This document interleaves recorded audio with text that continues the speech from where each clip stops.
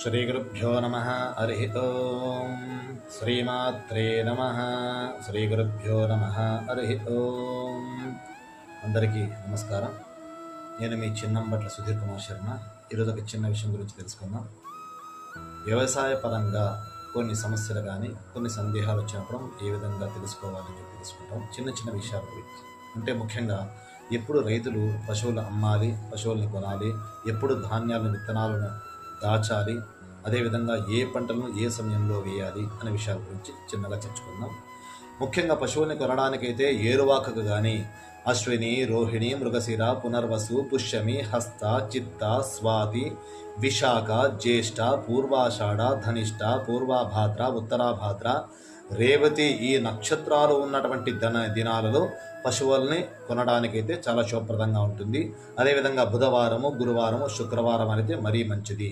అదేవిధంగా పశువుల్ని అమ్మడానికైతే అశ్విని నక్షత్రము, రోహిణి, మృగశిర, ఆశ్లేష, మఖ, పుబ్బ, విశాఖ, జ్యేష్ఠ, చిత్త, స్వాతి, పూర్వాషాఢ, ధనిష్ట, పూర్వభాద్ర, రేవతి ఈ నక్షత్రాలు ఉన్నటువంటి దినాలలో పశువులను అమ్మడానికి కూడా చాలా మంచిది. అదేవిధంగా సోమవారము, బుధవారము, గురువారము, శనివారాల యందు కూడా ఈ యొక్క పశువుల అమ్మకానికైతే మంచి లాభదాయకంగా ఉంటుంది.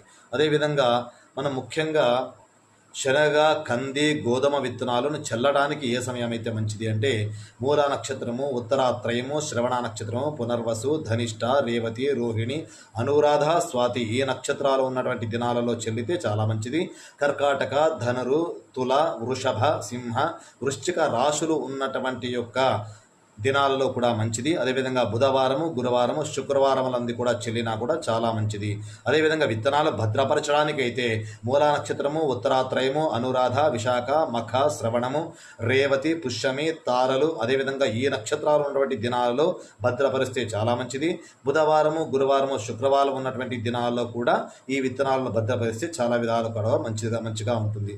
అదేవిధంగా కూడా ఏ జాతి విత్తనాలను కూడా భద్రపరచడానికి మంచివి అంటే మూలా నక్షత్రము, ఉత్తరాత్రయము, శ్రవణ, మృగశిర, పునర్వసు, ధనిష్ట, రోహిణి, రేవతి, స్వాతి, అనురాధ ఉన్నటువంటి యొక్క నక్షత్రాలు ఉన్నటువంటి సమయాల్లో ఈ యొక్క ఏ రకమైన జాతి విత్తనాలను కూడా మనం చల్లడానికి చాలా మంచిగా భద్రపరచడానికి చాలా మంచిదిగా ఉంటుంది.